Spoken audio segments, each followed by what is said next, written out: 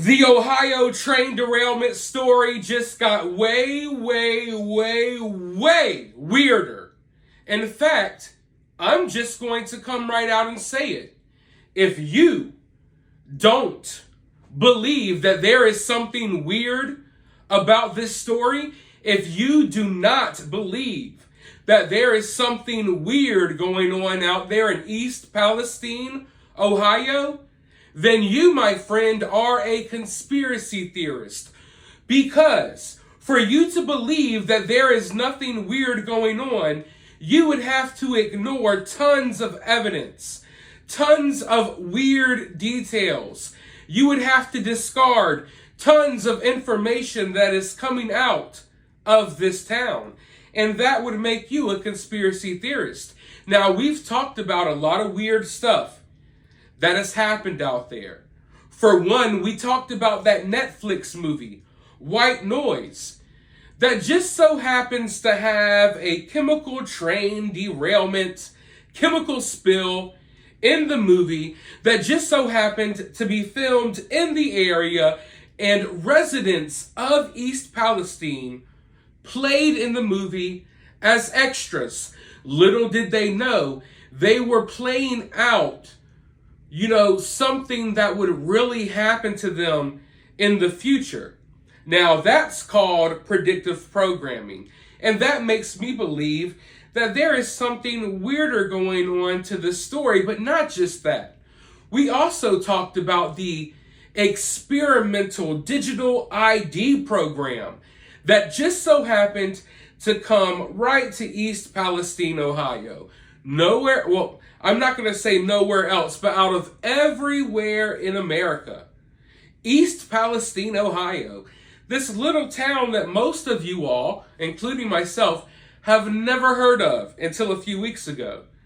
They decided, hey, let's go out here and give the residents of this town free digital IDs that will track their breathing and other health problems that they may have in the future. Almost as if they knew something weird was going to happen and they wanted to track how these people would react to these chemicals. I'm not saying that's the case, but hey, it kind of looks like it, right? Well, anyway, we have those two weird situations, as well as tons of other. I don't have time to list everything in this video. But if you've watched my videos, you know about a lot of the lies and a lot of the stuff that's going on out there. And now we have a mysterious plane crash out in Little Rock, Arkansas. But what does that have to do with the train derailment in East Palestine? Well, I will circle back to that in just a moment. But first, here's a quick word from this video's sponsor. This video's sponsor is the Swagit app, a cool new app that allows you to share short videos of whatever you're interested in. Do you like dancing? Do you like sharing your food recipes? Do you like exposing government lies? Well, you can do all of that over on Swagit, and the best part about Swagit is that it's a US-owned app. So you could use this app. It's much like TikTok, except you don't have Chinese spies stealing your information as you share your little dancing videos. So I would encourage you all, if you're looking for an alternative to things like TikTok, Swagit is the app for you. Now, if you go to the pinned comment of this video and you download the app and you follow me, you are automatically entered into giveaways. I just gave away $100. I gave away $50 before that, $100 before that, and now I'm about to give away some video games. You're automatically entered into giveaways. It's totally free. Plus, I post little exclusive videos over there as well. So if you have time today, download the Swagit app and delete TikTok. But anyways, back to the topic at hand.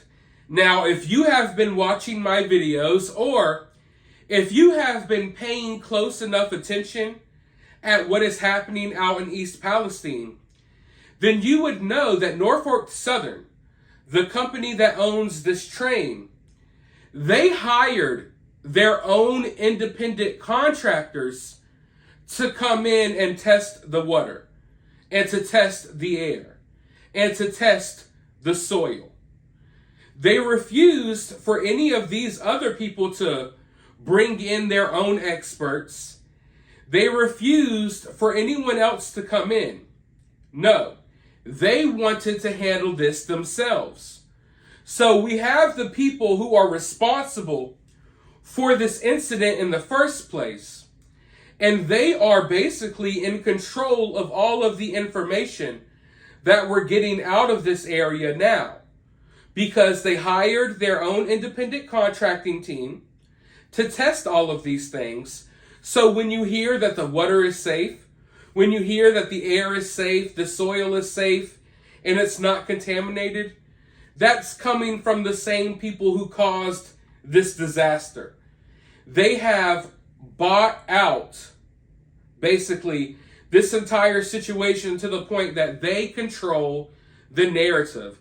They are totally in control of the narrative. They're totally in control of the test results and everything that is coming out of East Palestine, Ohio. And you see, the independent contracting team that they hired is actually called CTEH, the Center of Toxicology and Environmental Health.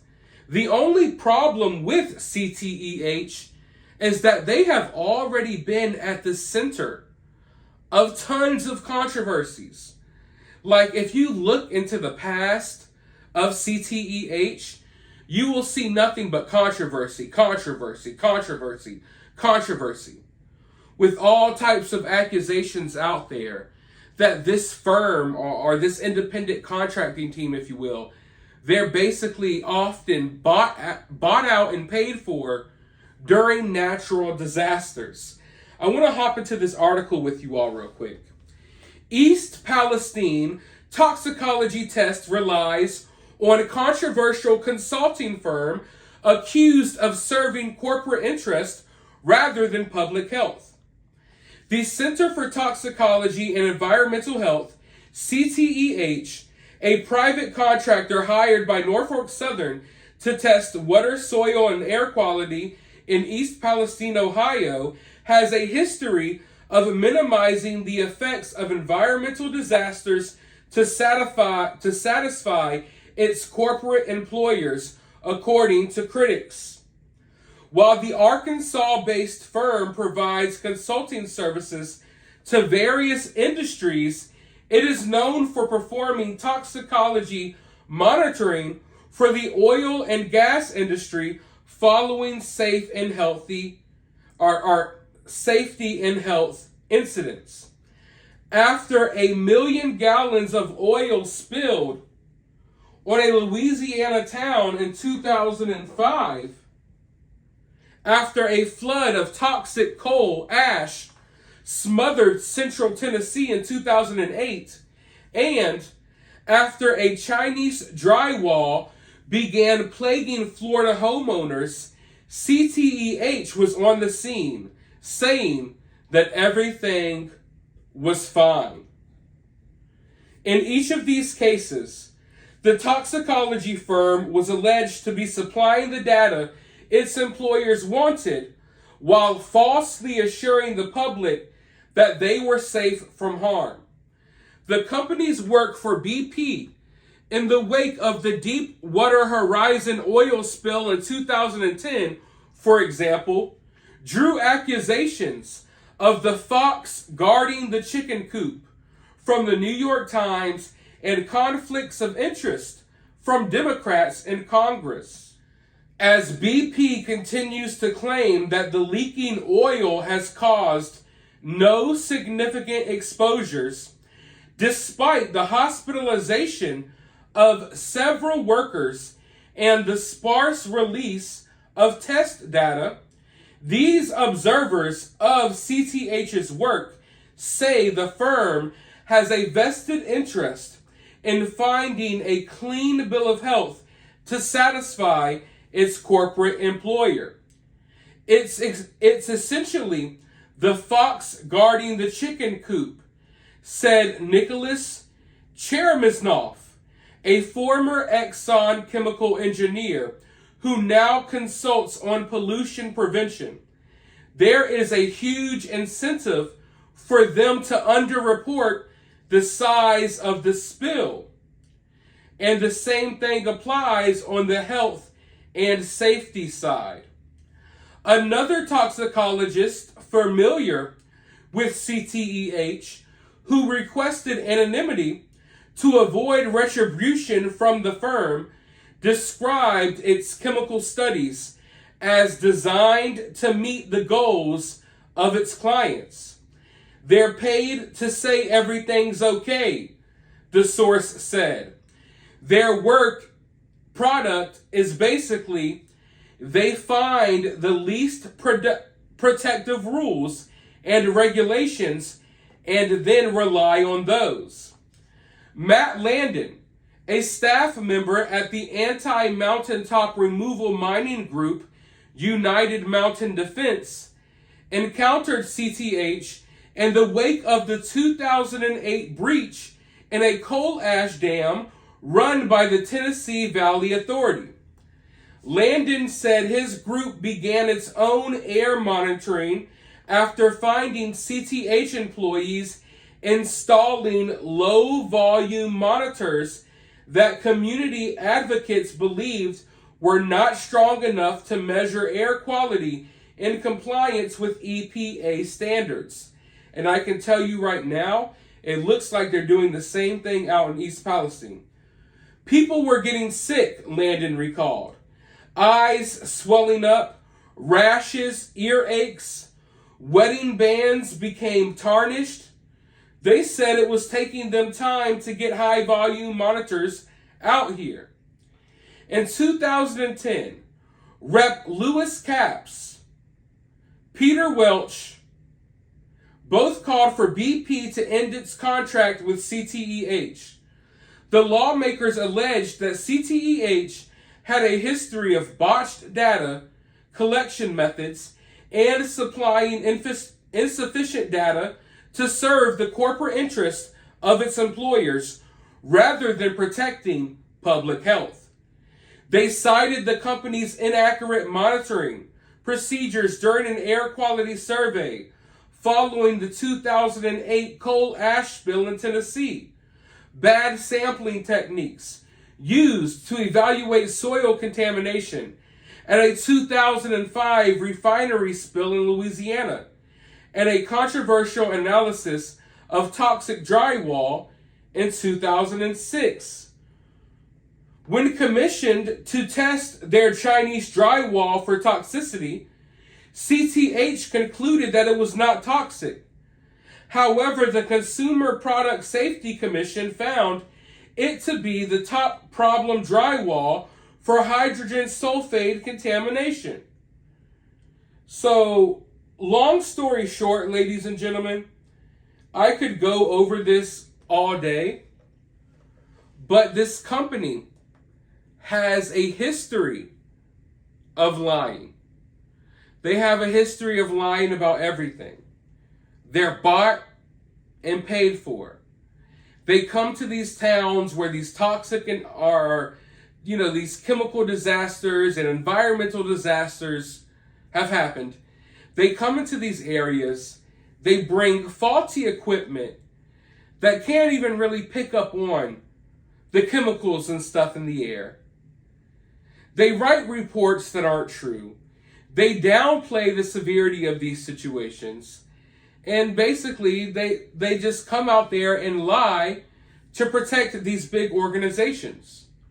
They straight up come out there and lie.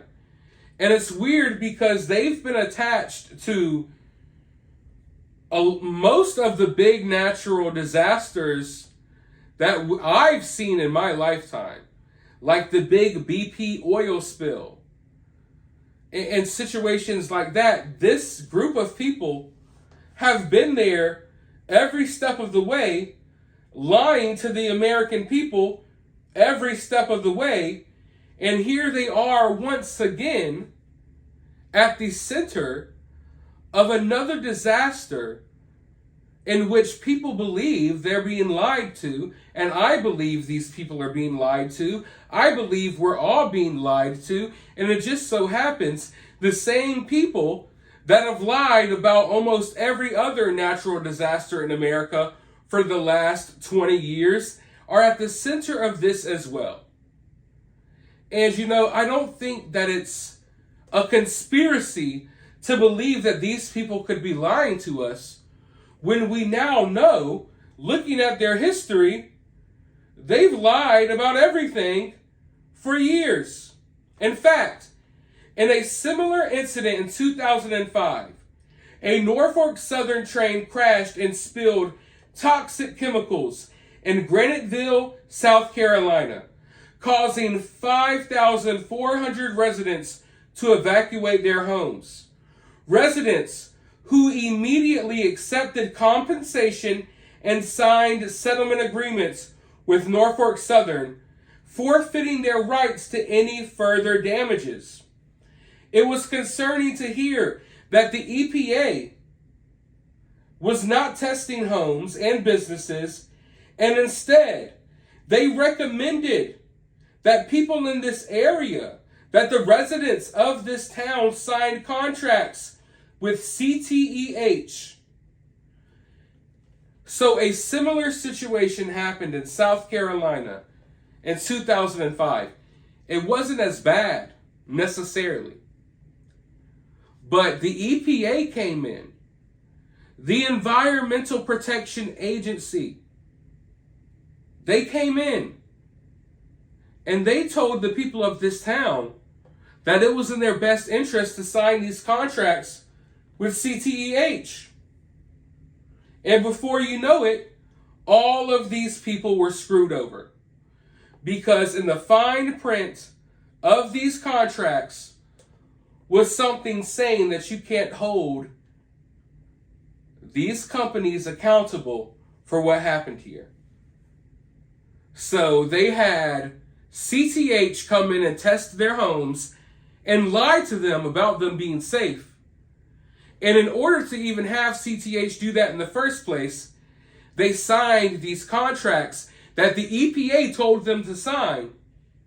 But little did they know, they were signing away their future, their right to hold these people accountable. So you see, it's a big scam almost that's going on here. And everyone is in on it. The EPA is in on it. CTEH is in on it. The train companies are in on it. BlackRock is in on it. Some of these politicians are probably in on it. And they all serve as layers to protect each other. So at the end of the day, none of them are ever held accountable. But you might remember that I talked about a little plane crash out in Little Rock, Arkansas. Well, yesterday, 5 people died in this plane crash. Now, ironically enough, this plane was leaving the Bill and Hillary Clinton National Airport in Little Rock, Arkansas. Guess where this plane was heading? You got that right. This plane was heading to Ohio. Guess who was on board this plane? It just so happens that all 5 people on this plane, even the pilot, let that sink in, even the pilot of this plane, all members on board were employees of CTEH, the same group that is at the center of all of these controversies, the same group that was just out there in East Palestine, Ohio, and they're still out there in East Palestine, Ohio, telling people the water is safe, the air is safe, the soil is safe. Now, is this one big coincidence? Okay, maybe. But it's weird, right? This plane leaving Little Rock, Arkansas from the Bill and Hillary Clinton Airport, headed out to Ohio with a crew on board of this plane that are all part of CTEH. And I would only assume that if they're heading out there to Ohio, it may have something to do with that little train derailment that everyone seems to be talking about now. Now, from what the reports say, they say, no, don't worry, guys. They weren't heading to East Palestine. They were actually heading to another chemical disaster that you probably didn't hear about because that was covered up as well. But honestly, I find this really weird. Did some of these employees know something? Were one of them going to be a whistleblower? Because, there's bad and there's good people everywhere. Good people often do bad things for money or for their job when they're told to do. People, there's a problem with authority in a way to where people will feel as if, okay, even if they're a good person, if they're given marching orders or if they're given, orders from a boss, they just do it, even if they know it's wrong.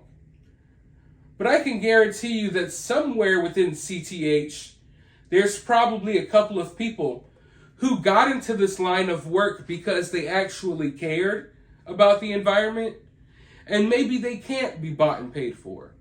Who's to say that someone on that plane wasn't threatening to say something about what is going on in East Palestine? At the very least, I can guarantee you that someone on that plane knew a heck of a lot more about what was going on out there than we do. Now, like I said, this could be just a big coincidence, but it's really weird. And you have to understand, and I have to express this all the time. This is not a one-off weird situation.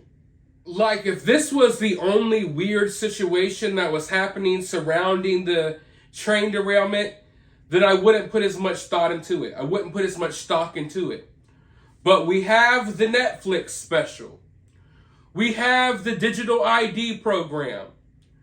We have experts saying that the fake experts that have been hired to come out to East Palestine and test the waters and stuff like that, we have other experts saying these people are lying.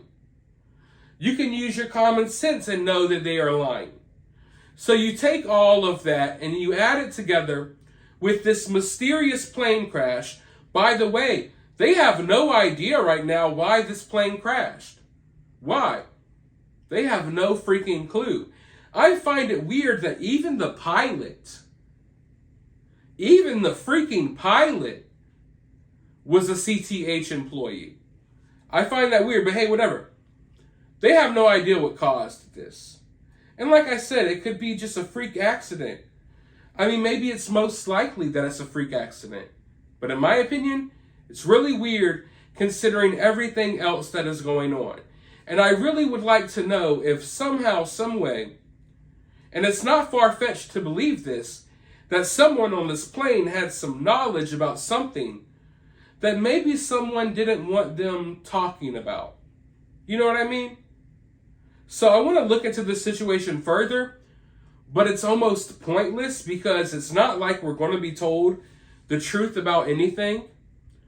We're not going to be told the truth about this plane crash. We're not being told the truth about this train derailment. We're not being told the truth about most of the chemicals and stuff that are out there contaminating this area. So I don't expect to get the truth about anything, really. But I'll continue to look into the situation. But it's up for you to decide, what do you think is going on here? Do you think this is in any way connected? Or is this just a freak accident, a big coincidence? But I believe in coincidences. But there are one too many coincidences popping up around this train derailment. And it's getting hard to ignore that. It's impossible to ignore it at this point. Like I said, to ignore all of the weird stuff that's going on around this story, you kind of have to be a conspiracy theorist. To think that everything that's happening there is just normal and there's nothing to see here, that's a conspiracy theorist. actually using your brain and pointing out all of this weird stuff going on, that's just critical thinking. But let me know your thoughts down in the comments below. While you're down there, hit the thumbs up, hit the subscribe, ring the notification bell, and I'll talk to you all in the next video.